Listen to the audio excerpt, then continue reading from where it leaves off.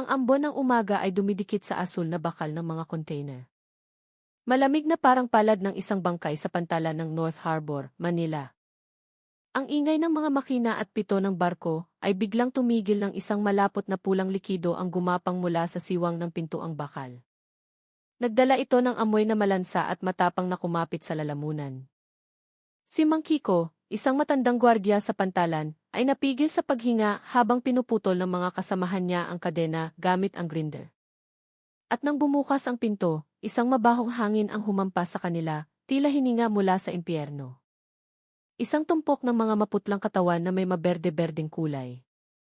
Ang kanilang mga mata ay blanko, nakatitig sa ilaw ng mga spotlight. Magkakapatong, magkakadikit. Tahimik ngunit maingay sa loob ng isipan. Si Lara Bonifacio, isang law student na kumukuha ng internship, ay nanginginig na itinaas ang kanyang telepono, nire-record ang isang sandali na hindi dapat masaksihan ng sinumang tao. Sa dulo ng kumpulan, si General Mateo de Leon ay nakatayong walang ekspresyon. Ang kanyang mga mata ay hindi nagulat, hindi galit, hindi nagluluksa, kalmado lamang, masyadong kalmado. Para bang sanay na siyang magbukas ng mga ganitong pinto ng paulit-ulit. Noong gabing iyon, ang dagat ay tahimik, ngunit ang katahimikan nito ay tila isang pangako ng susunod na massacre. Ang langit sa ibabaw ng Maynila ay nababalot pa rin ng manipis na abo ng palibutan ng police line ang Pier 17. Ang amoy ng nabubulok na laman ay nakakapit pa rin sa hangin. Kahit na ang forensic team ay nagtatrabaho na mula pa madaling araw, si Lara ay nakatayo sa likod ng dilaw na tape. Maputla ang kanyang mukha, ngunit ang kanyang mga mata ay patuloy na nakatitig sa asul na container. Hindi pa niya kayang burahin sa kanyang isipan ang imahe ng dose-dosenang katawan na nabubulok sa loob nito. Si General Mateo de Leon ay dahan-dahang naglakad sa gitna ng mga opisyal. Ang kanyang sapatos ay lumilikha ng mabigat na tunog sa basang sahig na bakal. Siguraduhin niyong nakalock lahat ng data sa manifest. Walang sinumang media ang dapat makaalam ng serial number ng container na iyan, sabi niya ng patag. Isang opisyal na nagngangalang Paozi ang mabilis na tumango, hindi nangahas na tumitig ng matagal sa malamig na mukha ng general. Si Mang Kiko, ang gwardyang unang nakakita sa pulang likido, ay nakaupo sa isang bakal na upuan malapit sa kanyang poste. Blanko ang kanyang mukha, nanginginig pa rin ang mga kamay. Alam niyang may isang bagay na napakalaki ang mali. Ang container na iyon ay hindi nakalista sa anumang talaan ng kargamento. Pero ang nakapagtataka, ang selyo nito ay opisyal na pag-aari ng pantalan. Paano nangyaring hindi rehistrado ang kargamento pero legal ang selyo, bulong niya sa sarili.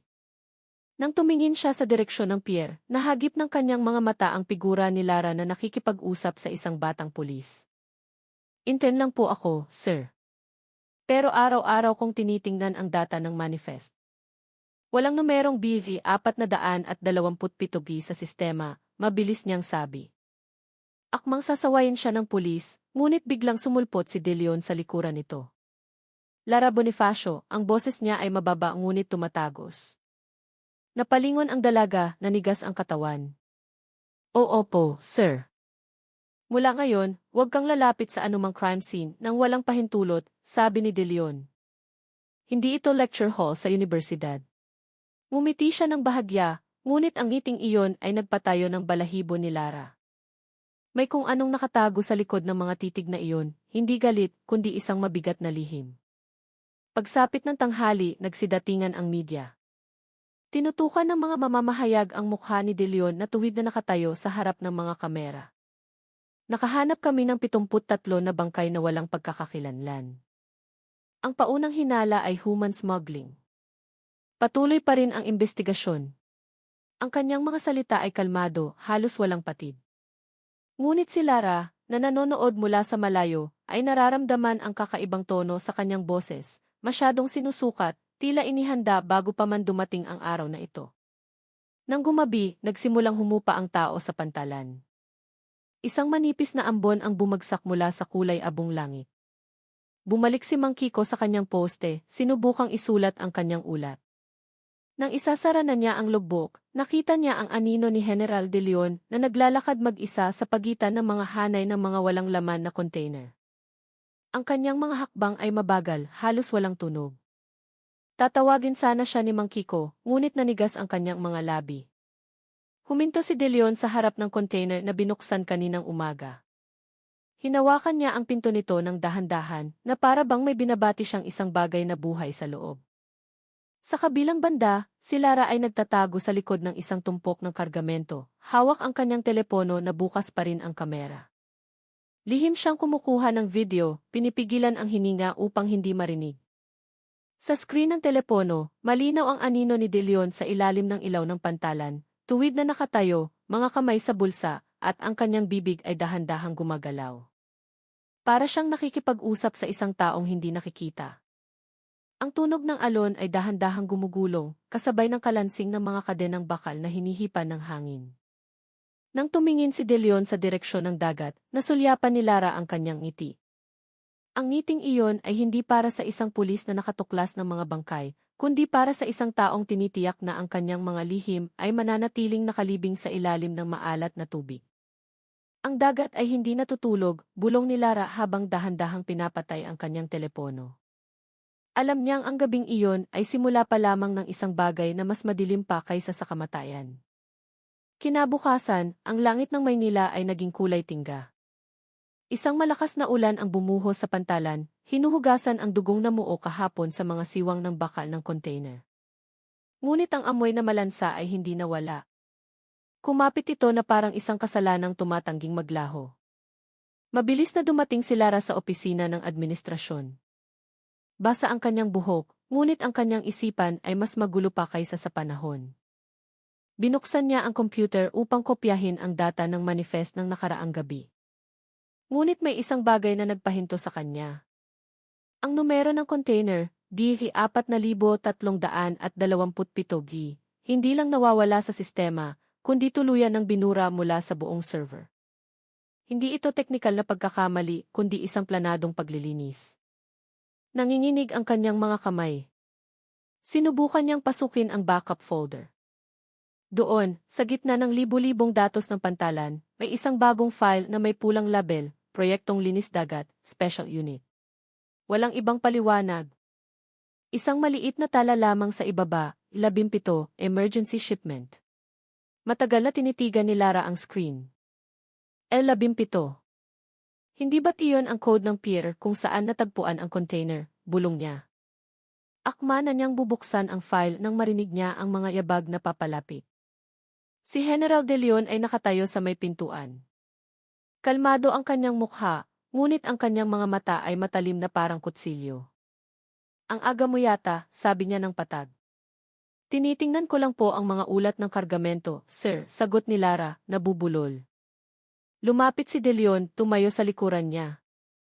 Ang amoy ng kanyang pabango na maihalong amoy ng metal mula sa kanyang kapote ay nagpatindig ng balahibo sa batok ni Lara. Maganda ang pagiging mausisa, Lara. Pero kapag sobra, nagiging delikado. Dahan-dahan niyang tinapik ang balikat nito bago lumabas ng silid, nag-iwan ng malamig na hangin na nagpahirap kay Lara na huminga.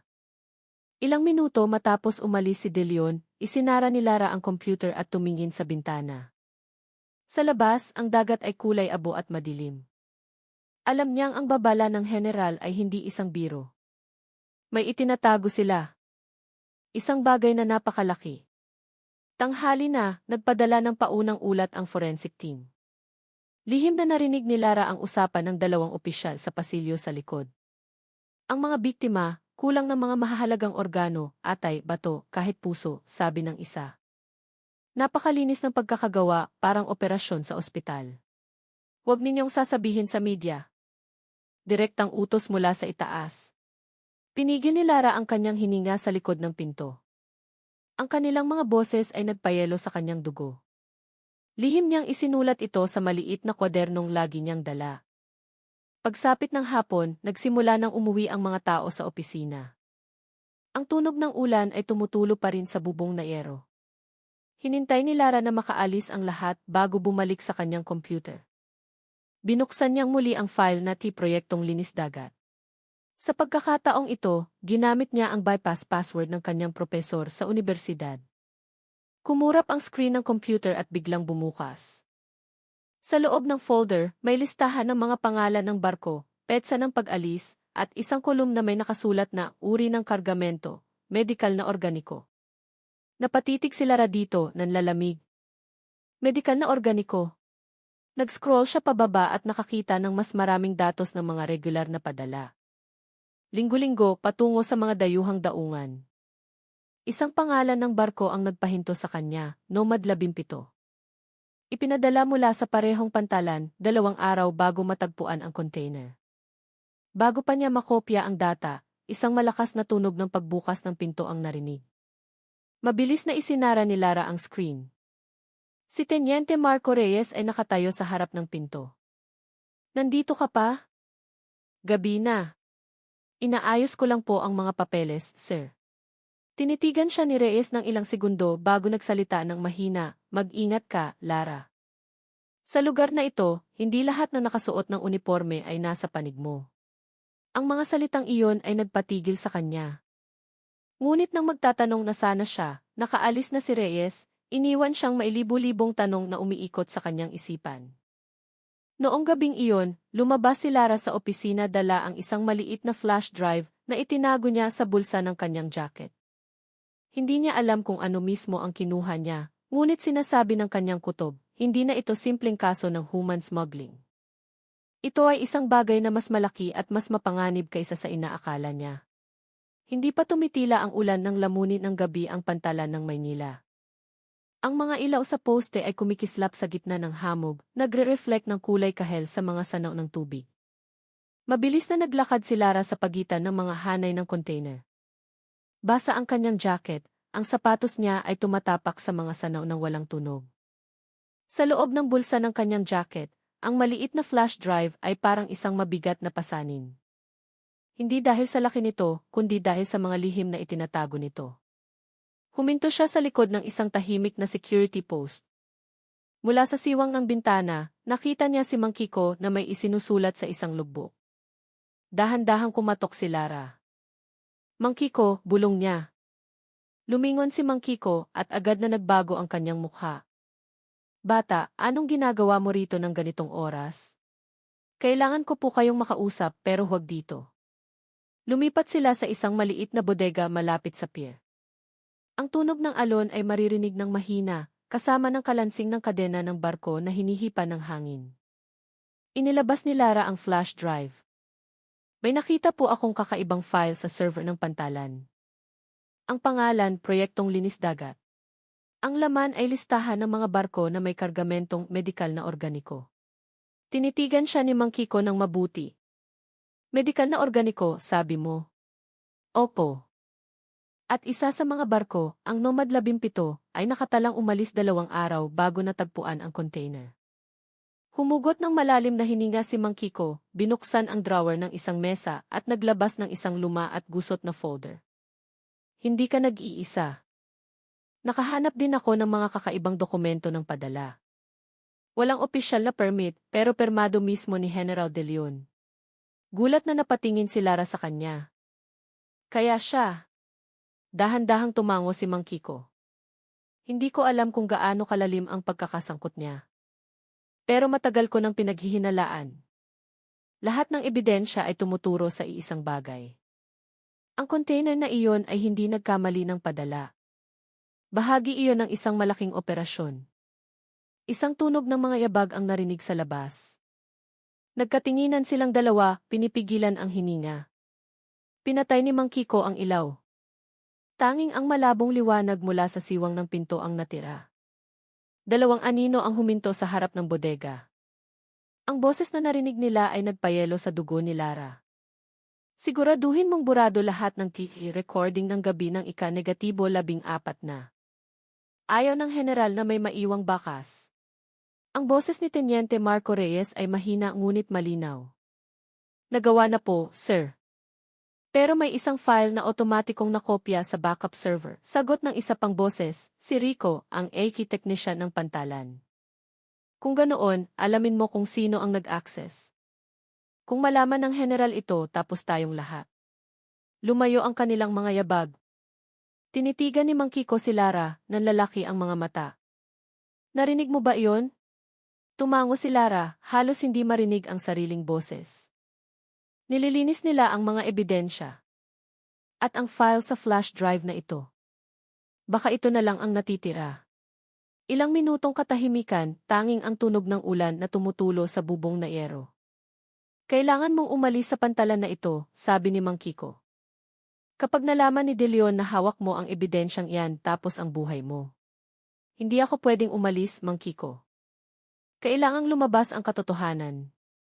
Umiling si Mang Kiko. Walang halaga ang katotohanan kung patay ka na. Biglang tumunog ang radyo ni Mang Kiko. Lahat ng unit, may ulat ng kahina-hinalang aktibidad sa West Warehouse area. Suriin agad.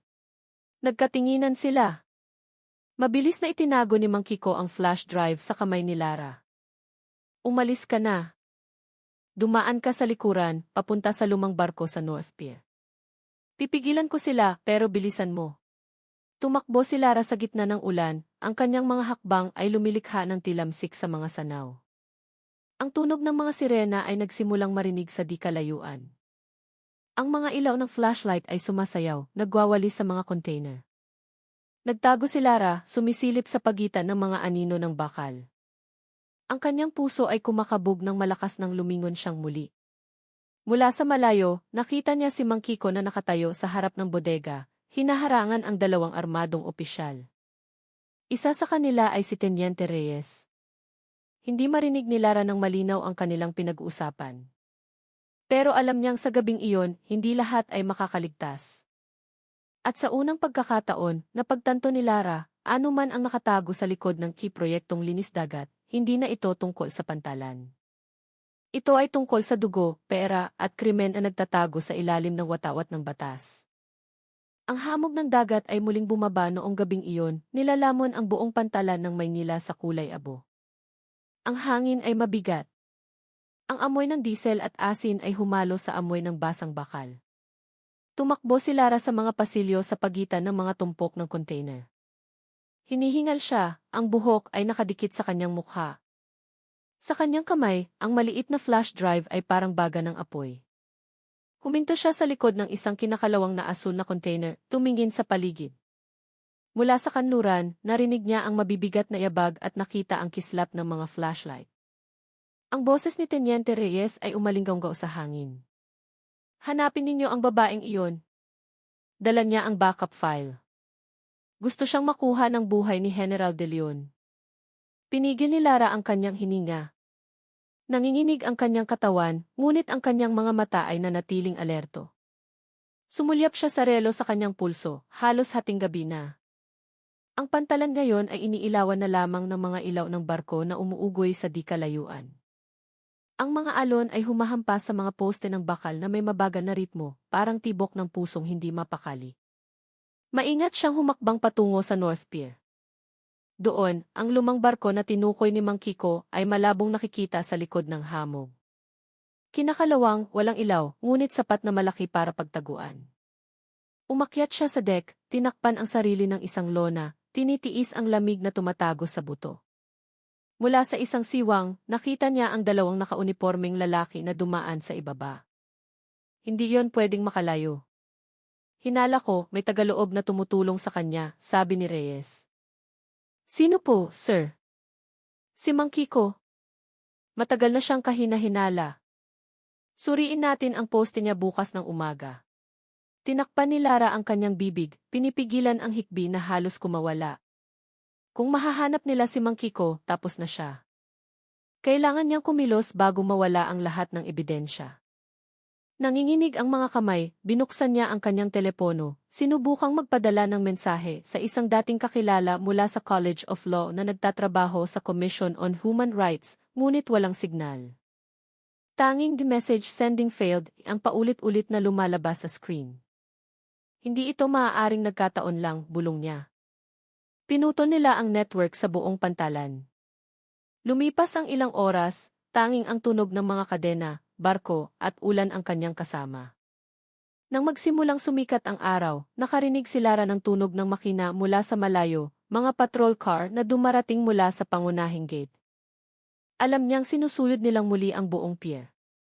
Kailangan na niyang umalis ngayon, o hindi na siya magkakaroon ng pagkakataon. Bumaba siya mula sa lumang barko at mabilis na naglakad patungong silangan, dumaan sa makipot na eskinita sa pagitan ng mga bodega ng container. Bawat hakbang ay parang paghamon sa kamatayan. Bigla, mula sa likod ng isang tumpok ng bakal, lumitaw ang isang matangkad na nakaunipormeng figura, si General De Leon. Basa ang kanyang mukha sa ulan, ngunit ang kanyang tingin ay matalim na parang mata ng agila. "Huminto ka, Lara." Ang boses niya ay kalmado ngunit naglalaman ng banta. Natigilan si Lara. Ang puso niya ay dumadagundong. "Bakit ninyo ginagawa ito, sir? Ano na kasalanan nila para ilibing ng buhay sa dagat?" Ngumiti si De Leon ng bahagya. "Sila ay walang sinuman. Ang mundo ay tumitingin lamang sa mga numero, hindi sa mga tao. Pinapanatili kong maayos ang dagat na ito mula sa kaguluhan. Hindi iyan pagpapanatili ng kaayusan," mahinang sagot ni Lara. "Iyan ay massacre." Humakbang si De Leon palapit, ang kanyang mga bota ay tumatapak sa sanaw, lumilikha ng tunog ng pagtilamsik. "Masyado kang matalino para mabuhay ng matagal, Lara. Pero hinahangaan ko ang tapang mo." Itinaas niya ang kanyang kamay, nagbigay ng senya sa dalawang tauhan sa likuran niya. "Hulihin siya." Ngunit bago pa sila makakilos, isang malakas na tunog ang bumasag sa katahimikan. Isang malakas na pagsabog mula sa timog na bahagi ng pantalan. Umalinggaw ang mga sirena. Napalingon ang lahat. Sa gitna ng kaguluhan, tumakbo si Lara ng buong bilis, tinahak ang hamog patungo sa isang maliit na pier sa silangang bahagi. Sumulyap siya, nakatayo pa rin si De Leon sa likod ng usok.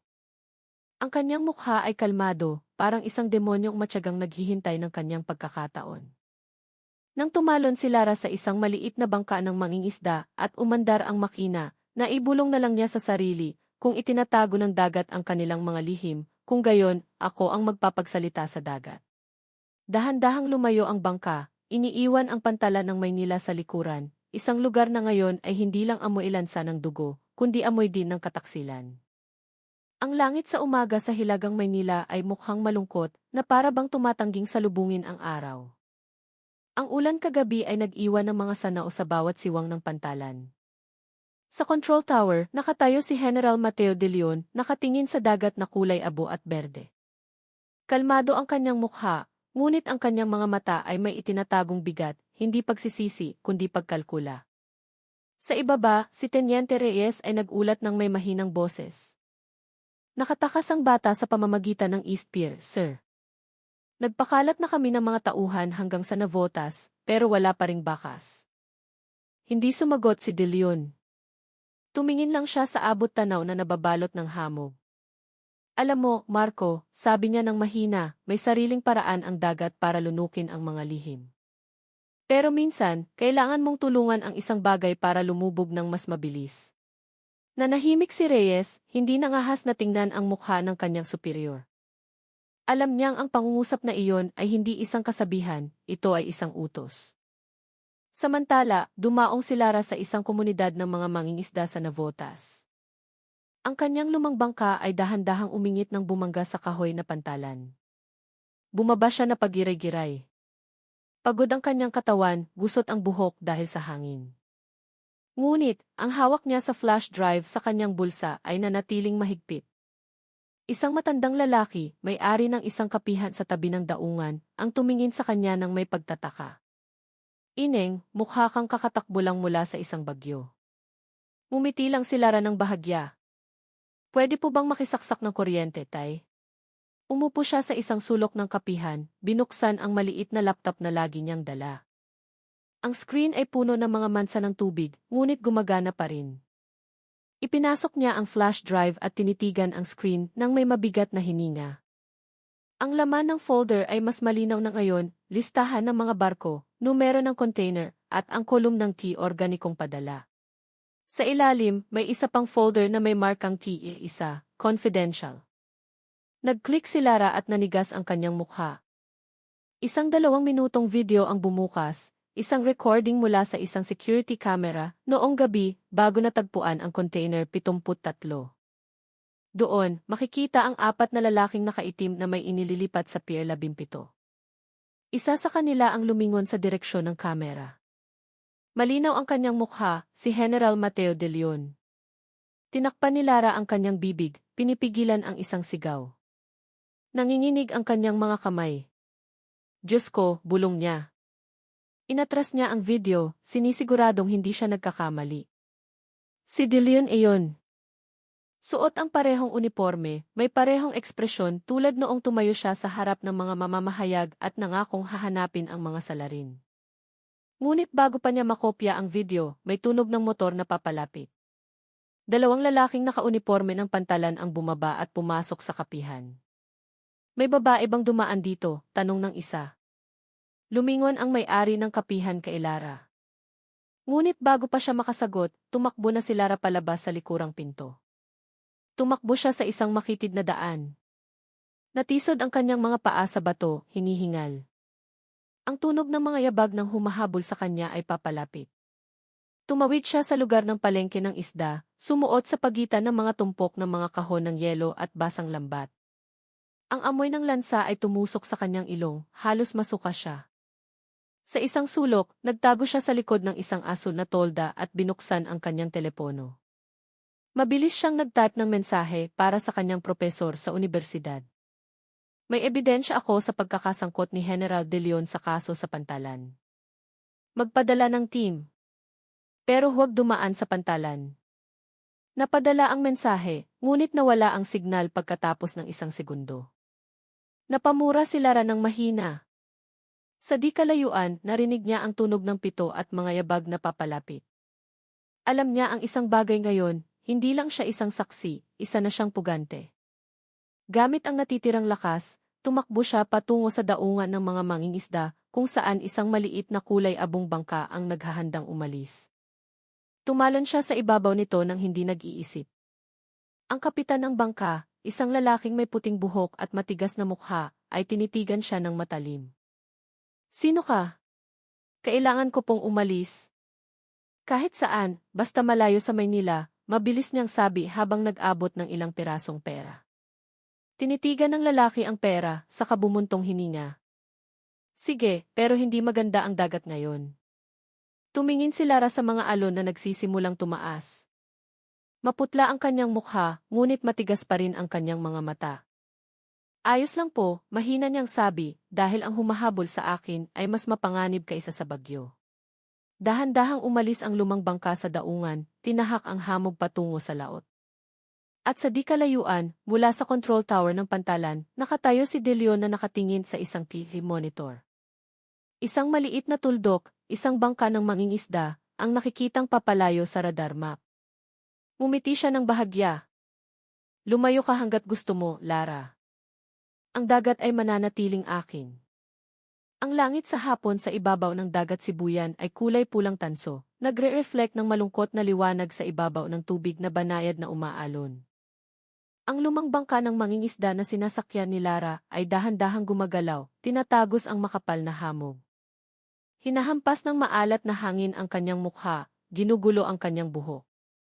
Nakaupo siya sa isang sulok ng deck, pinagmamasdan ang flash drive sa kanyang kamay, ang ebidensya na maaaring magpabagsak sa karera ng isang general, ngunit maaari ring maghatid sa kanya sa kamatayan. Si Mang Berto, ang kapitan ng bangka, ay tumingin sa kanya mula sa timon. Sigurado ka ba sa direksyon mo, Ineng? Walang ibang barko sa paligid natin. Tumingin si Lara sa maliit na gear screen na kumikislap ng mahina. Ang isang pulang tuldok sa mapa ay nagpapakita ng mga coordinate na natagpuan niya sa A1, confidential folder. Opo, Tay. Dapat mayroong isang bagay dito. Isang bagay na ano? Ang lugar kung saan nagsimula ang lahat. Lumipas ang ilang oras nang walang imikan. Unti-unting dumilim ang langit. Tanging ang tunog ng makina ng bangka at ang ugong ng hangin ang maririnig. Hanggang sa wakas, mula sa malayo, nakita ni Lara ang isang malabong pulang ilaw na kumikislap sa ibabaw ng dagat. Hindi ito isang parola. Hindi ito isang barko. Masyadong mababa ang ilaw, masyadong tahimik. Ano yan? Tanong ni Mang Berto, nanigas ang mukha. Baka isang signal buoy, mahinang sagot ni Lara, ngunit hindi siya sigurado sa sarili niyang boses. Habang papalapit sila, isang malaking anino ang nagsimulang makita sa likod ng hamog, isang higanting istrukturang bakal na lumulutang sa gitna ng dagat, parang isang abandonadong oil rig. Kupas ang pintura, walang pangalan. Tanging isang malabong logo na mailetrang TGC na halos nabura na ng mga alon. Proyektong Linis Dagat, bulong ni Lara. Totoo nga. Mayroon talagang ganitong lugar. Nagsimulang kabahan si Mang Berto. Huwag tayong masyadong lumapit. Kung militaryan o pulis, baka barilin tayo. Sandali lang po, Tay. Kailangan ko lang ng visual proof. Inilabas niya ang isang maliit na drone mula sa kanyang backpack at pinalipad ito sa ere. Ang screen ng tablet sa kanyang kamay ay nagpakita ng tanawin mula sa itaas, isang bakal na deck na puno ng mga asul na container. Ang ilan ay may nakasulat na T-Preyok 73. Huminto sa pagtibok ang puso ni Lara. Iyon ang mga container na dapat ay kinumpiska ng pulisya. Nag-zoom in siya sa kamera, pinalaki ang imahe sa screen. Sa gitna ng deck, nakatayo ang ilang lalaking nakaitim na uniforme at may mga armas. Isa sa kanila ang tumingin diretso sa drone. Malinaw ang kanyang mukha sa screen, si Inspektor Ramon Velasco, ang taong nagbabala sa kanya noon na tumigil na sa pag-imbestiga. Imposible, bulong ni Lara. Ngunit bago pa niya masave ang recording, biglang nagdilim ang screen ng tablet. Nawala ang signal. Nalaman nila, sigaw ni Mang Berto sa takot.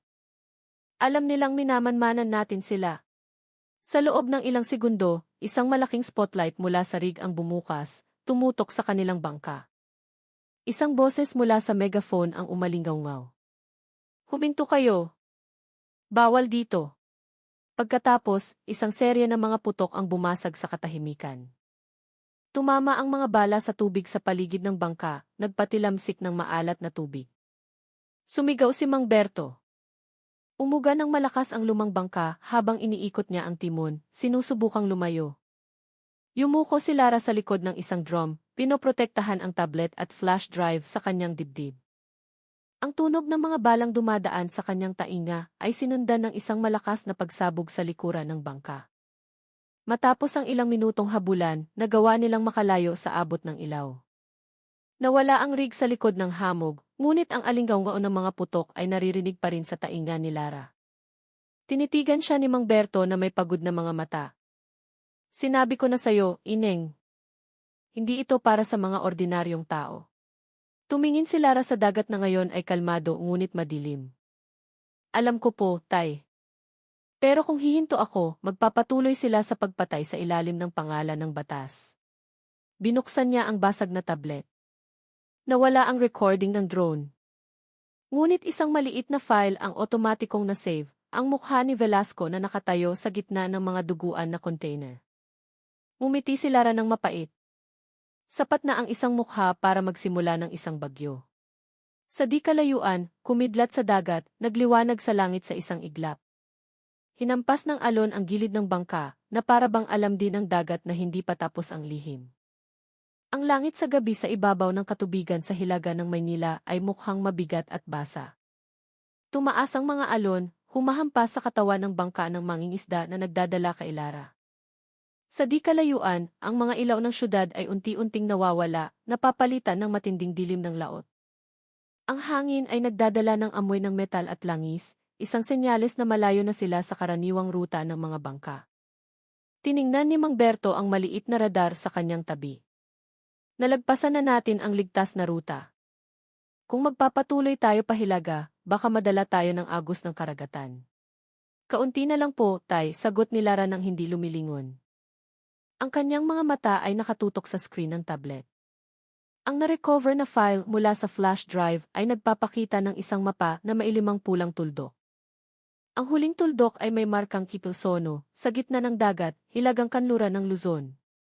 Iyon ang hinahanap ko. Ang sentral na base ng proyektong Linis Dagat. Naging mas malamig ang hangin. Tahimik, walang tunog ng mga ibon o ibang barko. Hanggang sa bigla, sa kanilang harapan, lumitaw ang isang higanting anino. Isang malaking itim na oil tanker, walang watawat.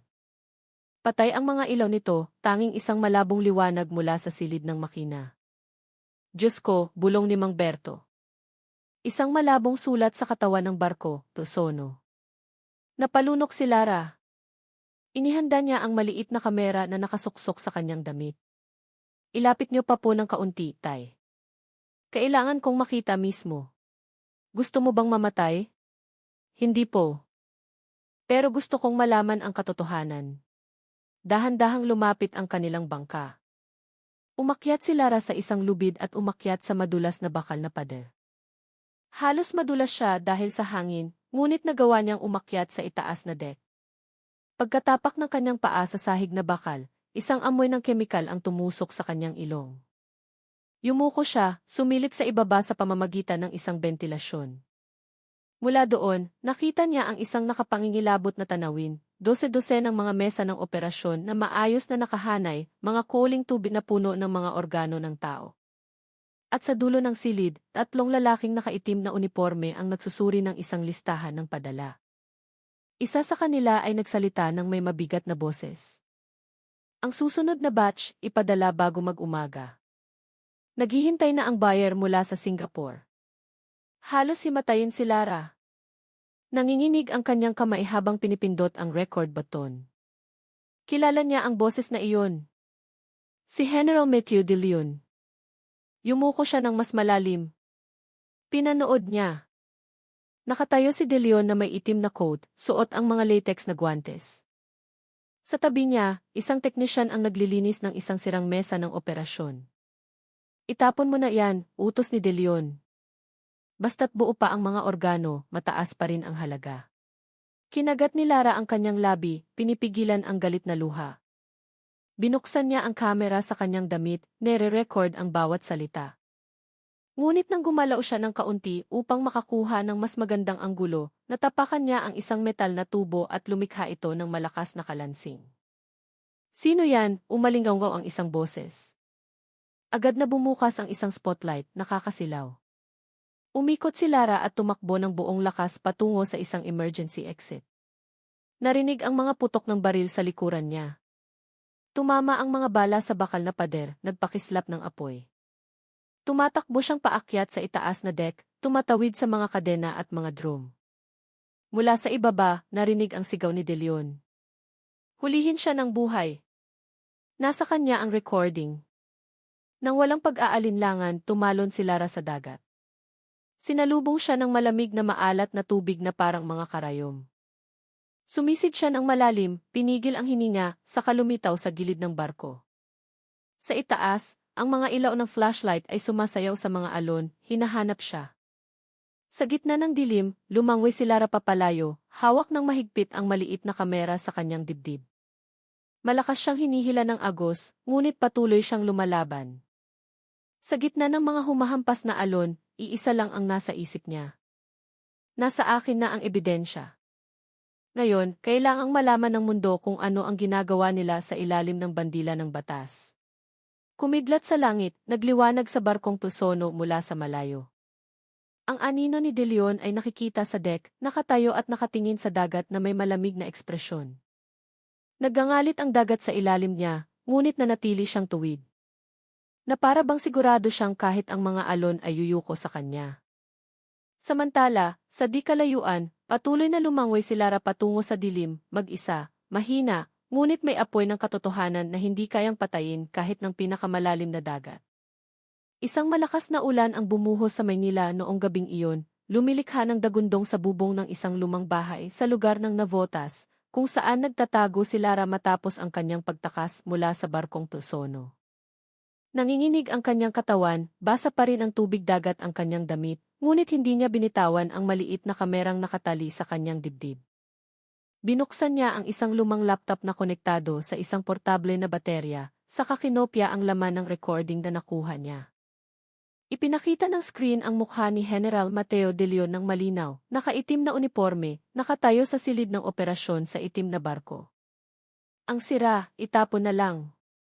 Basta't buo pa ang mga organo, walang pakialam ang buyer kung saan ito galing.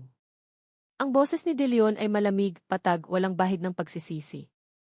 Tinakpan ni Lara ang kanyang bibig, pinipigilan ang pag-iyak. Lahat ng kanyang hinala ay napatunayan na. Ang bayani ng dagat, ang tagapagligtas ng bansa na pinupuri ng media, ay siya palang utak ng kalakalan ng mga organo ng tao.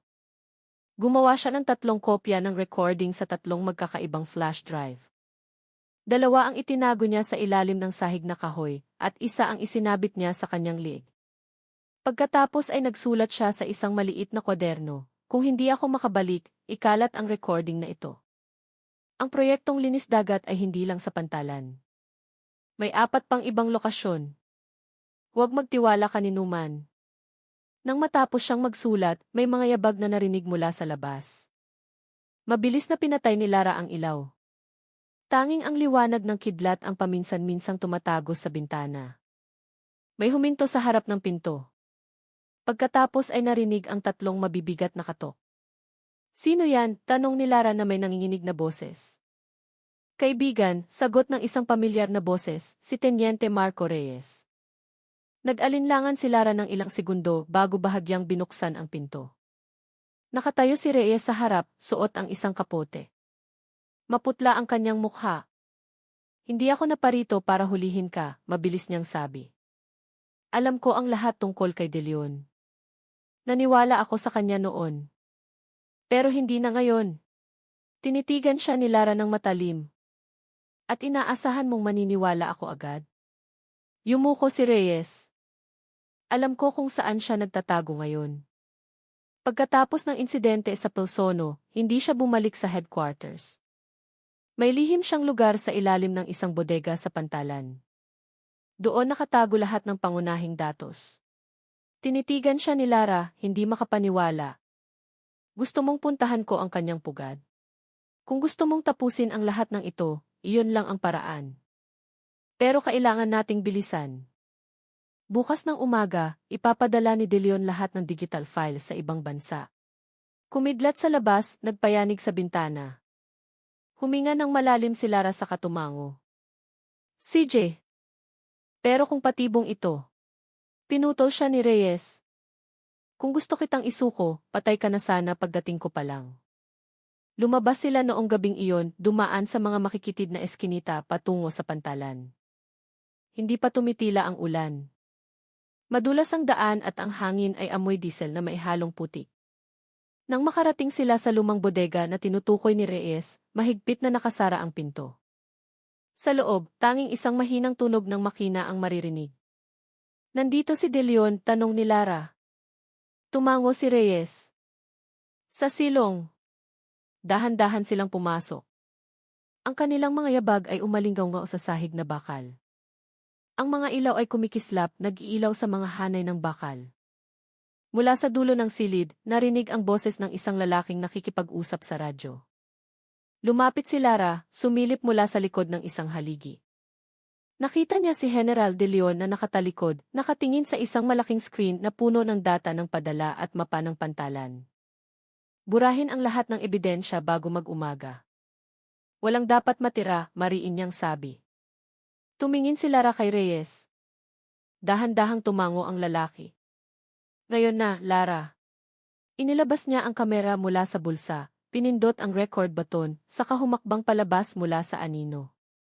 "Magandang utos yan, General De Leon." Ang boses niya ay kalmado ngunit matalim.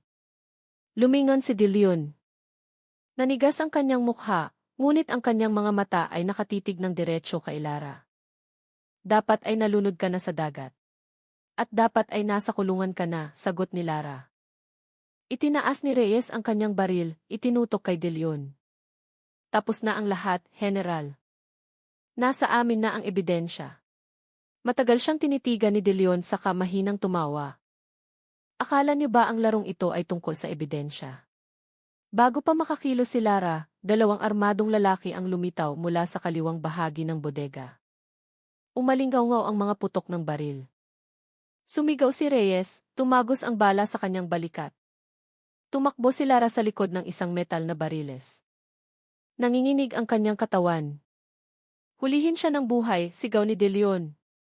Narinig ang mga yabag na papalapit. Hinawakan ni Lara ang kamera sa kanyang dibdib, tinitigan ang mukha ni De Leon na lumitaw mula sa likod ng usok ng pulbura. Alam niyang ito na ang katapusan, o ang simula ng isang bagay na mas malaki. Ngunit noong gabing iyon, isinumpa niya na hindi siya mamamatay nang hindi inilalabas ang katotohanan sa liwanag. Ang mga putok ng baril ay bumasag sa kadiliman na parang kidlat. Ang tunog ng mga bala ay umalinggaw sa hangin, tumatalbog mula sa mga pader na bakal ng bodega. Ikinubli ni Lara ang kanyang katawan sa isang kinakalawang na bariles. Ang kanyang puso ay tumitibok ng mabilis na parabang may apoy na kumakalat sa kanyang lalamunan. Sa harapan, si Reyes ay pagire-giray, duguan ang balikat. Mahigpit niyang hinawakan ang kanyang baril, nanginginig ang kamay, ngunit nananatiling nakatayo. "Huwag kang gagalaw," sigaw ni De Leon. Kalmado ang kanyang boses, ngunit ang kanyang mga mata ay nagliliyab na parang isang mabangis na hayop. Hinarangan ng kanyang dalawang tauhan ang lahat ng labasan. Alam ni Lara na ang pangunahing pinto ay nakalock mula sa labas. Ang bitag ay maingat na inihanda mula pa sa simula. Tiningnan ni Reyes si Lara. "Kunin mo ang isa sa mga flash drive," bulong niya. "Mayroon ka ng recording mula sa barko." Ako na ang bahala sa kanila hanggat kaya ko." Ang kanyang boses ay mahina ngunit matatag. Alam ni Lara na ang alok na iyon ay hindi isang pagpipilian, ito ay isang moral na utos. Yumuko siya, kinuha ang maliit na bag na nakatali sa kanyang baywang. Nanginginig ang kanyang mga kamay habang kinakapa ang 3 flash drive na itinago niya. Nahawakan niya ang isa, malamig sa dulo ng kanyang mga daliri. Sa likuran niya, narinig ang mga yabag na papalapit. Inutusan ni De Leon ang kanyang mga tauhan na harangan ang hagdanan. Pinindot ni Lara ang record button sa kamerang nakasabit sa kanyang lead. Ang bakas ng ebidensya ay dapat magpatuloy, kahit hindi niya alam kung makakapagpadala pa ng signal ang kamera. Itinaas ni Reyes ang kanyang baril, sinusubukang pigilan ang mga nakaunipormeng lalaki na dahan-dahang sumusugod. Binaril niya ang sahig. Umalinggaw ang tunog, ngunit hindi nito napahinto ang mga tauhan ni De Leon. Isang lalaki ang bumagsak, ngunit 2 pa ang patuloy na sumugod. Sumigaw si Reyes, hindi dahil sa sakit, kundi dahil sa galit. Sa kataksilang nakikita niya ngayon na nagtitipon sa kanyang harapan. Nagpasya si Lara. Sumuot siya sa isang makipot na pasilyo na patungo sa gilid na pinto ng bodega, isang pinto na nakita niya sa mga larawan ng lokasyon. Mabagal ang kanyang mga hakbang. Sa isang kanto, may nabangga siya. Isang kahon ang nahulog at gumulong, lumilikha ng tunog ng metal na umalingaw-ngaw. Lumingon ang 2 lalaki. Tinakpan ni Reyes ng kanyang malayang kamay ang harapan ni Lara, yumuko, tinitiis ang sakit habang umuungol. "Umalis ka na." Tumakbo si Lara. Hawak niya ang flash drive na parang isang huling pag-asa. Tinahak niya ang madilim na pasilyo, sinipa ang gilid na pinto na nakalock pala gamit ang isang electromagnetic system.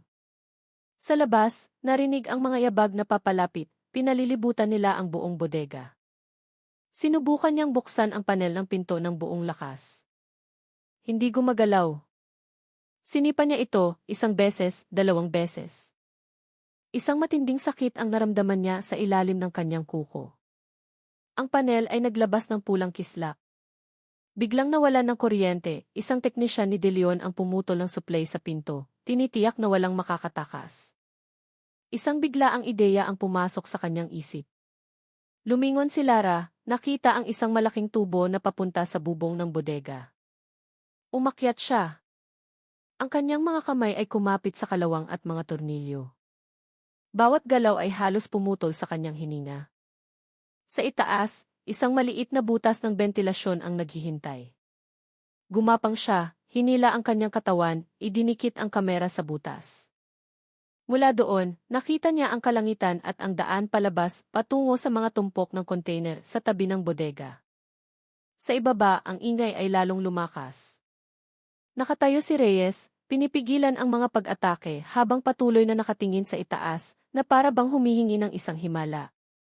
Dahan-dahang ibinaba ni Lara ang kanyang katawan sa kabilang bahagi ng bubong, saka dumulas pababa sa mga container na maayos na nakasalansan sa labas. Nagsimulang basain ng ulan ang kanyang katawan. Ang lamig ay tumatagos, ngunit hindi niya ito pinansin.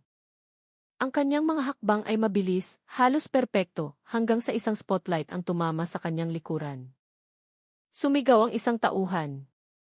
"Ayon siya. Habulin niyo." Dumaan si Lara sa makipot na siwang sa pagitan ng mga container, yumuko, gumulong, hanggang sa marating niya ang isang maliit na bangka na nakaparada sa likurang daungan ng bodega. Mukhang abandonado ang maliit na makina. Tumalon siya, sinubukang paandarin ito, nanginginig ang mga kamay. Umugong ang makina, na parang isang sagot sa mga sigawan sa itaas. Sa bodega, muling narinig ang mga putok. Narinig din ang tunog ng isang bagay na bumagsak. May isang bulong na bumasag sa gabi. Hindi na nakalingon si Lara. Pinaikot niya ang manibela ng bangka at tinahak ang dilim, iniiwan ang ingay na unti-unting lumalayo. Nang sumulyap siya, malabo niyang nakita sa gilid ng daungan ang isang figura na nakahandusay, si Reyes. Hindi niya alam kung humihinga pa ang opisyal. Ang malamig na tubig ay bumasag sa gabi, nagpatilamsik ng liwanag mula sa mga ilaw sa di kalayuan. Sa kanyang dibdib, ang flash drive ay parang isang pangalawang puso na kailangan niyang protektahan hanggang kamatayan. Binuksan ni Lara ang kanyang telepono, binuksan ang isang broadcasting API. Ang koneksyon ay mahina, ngunit mayroon pa rin. Sinimulan niyang i-upload ang mga piraso ng video na nagawa niyang kopyahin kanina, pinipili isa-isa ang mga file na ihahagis niya sa mundo. Mula sa direksyon ng bodega, narinig ang mga sirena at isang malakas na utos. I secure ang area. Huwag hayaang makalabas ang ebidensya. Ang boses ni De Leon ay mababa at puno ng banta. Tinitigan ni Lara ang screen ng kanyang telepono, nakikita ang progress ng upload na huminto sa 79%, saka natigil. Lumundag ang kanyang puso. Nanginginig ang mga kamay, pinindot niya ang buton ng paulit-ulit. Sa likod ng screen, sa gitna ng ulan, narinig ni Lara ang tunog ng mga sasakyang papalapit. Alam niyang hindi titigil si De Leon dahil lang sa gabing ito. Ngunit alam din niya na ang isang file na nakalabas ay sapat na para magsimulang magtanong ang mundo. Sapat na para magsimula ng isang bagyo. Sapat na para hindi na kayang lunukin ng alon ang lahat. Ang bukang liwayway ay tumago sa langit ng Maynila na may kulay pilak. Ang dagat ay mukhang kalmado, ngunit sa pantalan, ang katahimikan ay peke. Mga armadong pulis ang nagbabantay sa bawat gate. Ang media ay nagsisiksikan na sa pasukan. Ngunit hindi nila alam na sa likod ng lahat ng police line, ang tunay na labanan ay nagsisimula pa lang. Nakaupo si Lara sa loob ng maliit na bangka na nakatali sa dulo ng isang daungan. Mahina ang kanyang katawan, maputla ang kanyang mga labi. Buong gabi siyang hindi natulog. Sa kanyang kaliwang kamay, ang basag na telepono ay nagpapakita ng isang abiso, upload complete. File shared to public server. Matagal niyang tinitigan ang screen. Nakita na ng mundo ang recording ni De Leon sa barkong Pulsono. Ngayon, naghihintay na lang siya ng hindi maiiwasang reaksyon. Isang tunog ng mga sapatos ang narinig mula sa likuran. Agad siyang napatuwid, handang tumakbo. Ngunit ang lumitaw ay isang pamilyar na mukha. Si Rafik alam siya, isang mamamahayag na minsan nang tumulong sa kanyang ama. Basa ang kanyang buhok, balisa ang kanyang mukha. Lara, mahina niyang sabi. Nagsimula ka ng isang gyera. Tinitigan siya ni Lara ng walang emosyon. Binuksan ko lang ang ilaw para malaman ng mga tao kung sino ang demonyo. Huminga ng malalim si Rafik. Viral na ang recording mo. Kumikilos na ang gobyerno pero hindi pa nahuli si De Leon. Nasa headquarters pa rin siya ng Maritime Police. Sabi nila, magbibigay siya ng opisyal na pahayag ngayong umaga. Pahayag? Maghuhugas kamay lang yon, sabi ni Lara. Alam niyang poprotektahan siya ng sistema. Hindi kung pupunta ka doon, mabilis na sagot ni Rafik. Dalhin mo ang orihinal na ebidensya mo. I broadcast ko ng live. Makikita ng mundo na nagsisinungaling siya. Muling nag-alab ang mga mata ni Lara. Sa unang pagkakataon mula kagabi, tumayo siya, hawak ang maliit na bag na naglalaman ng 2 natitirang flash drive. Kung ganoon, puntahan na natin siya ngayon. Bago pa niya gawing bayani ang sarili niya. Ang headquarters ng Maritime Police sa Pantalan ay puno ng mga mamamahayag noong umagang iyon. Ang mga mikropono at kamera ay nakatutok sa isang podyum kung saan nakatayo si General Mateo De Leon. Kalmado ang kanyang mukha, maayos ang pananamit, at ang kanyang boses ay may otoridad pa rin.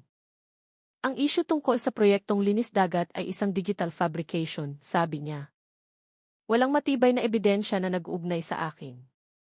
Nakatuon kami sa paghahanap ng tunay na salarin. Ngunit sa gitna ng mga tao, nagawang makasingit ni Rafik at Lara sa harapan. Binuksan ni Rafik ang kanyang live streaming camera. Samantala, si Lara ay tumayong tuwid. Ang kanyang mukha ay malamig habang nakatingin sa podyum.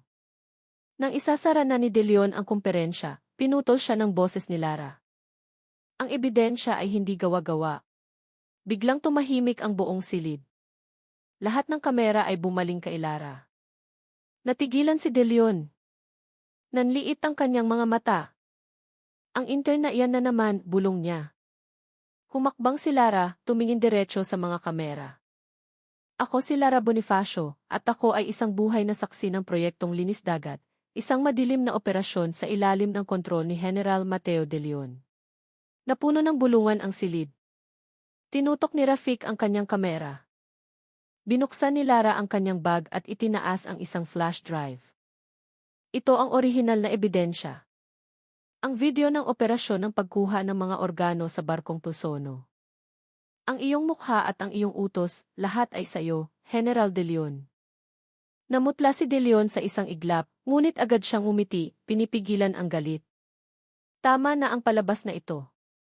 Hulihin siya. Lumapit ang dalawang pulis. Ngunit sumigaw si Rafik.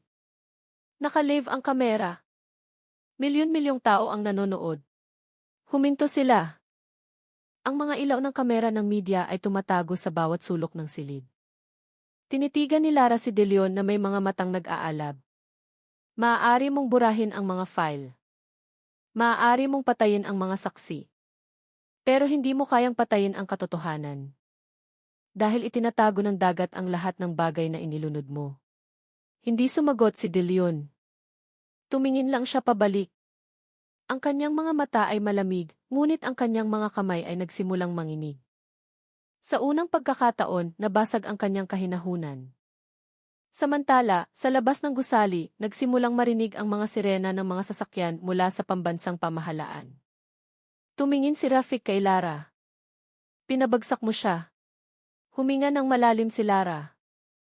Hindi ako. Sila, ang mga namatay sa loob ng container na iyon. Nang ilabas si De Leon na may posa sa mga kamay, bumuhos ang ulan sa Maynila. Hinugasan nito ang mga kalsada ng pantalan. Nakatayo si Lara sa ilalim ng ulan, nakatingin sa dagat na banayad